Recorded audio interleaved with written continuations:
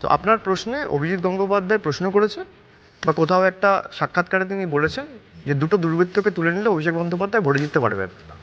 আমি অভিজিৎ গঙ্গোপাধ্যায়কে এই আপনার সাক্ষাৎকার থেকে হাত জোর করে, আমার বয়সে, উনি আমার থেকে বয়সে অনেক বড়, আমি বলবো আপনি আমাকে অ্যারেস্ট করা, আমি একদিনও ডায়মন্ড হারবারে পা রাখবো না, আর বিরুদ্ধে আপনি দাঁড়ান, দুজন দুর্বৃত্ত ছেড়ে দিন, আমি একদিন ডায়মন্ড হারবারে পা রাখবো না, আমার বিরুদ্ধে আপনি দাঁড়ান, তারপর মানুষের কাছে, মানুষের দরবারে বিচার হোক।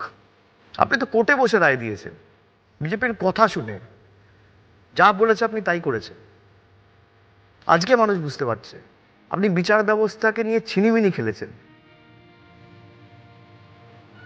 আমি কি বলবো এই লোকটা সম্পর্কে?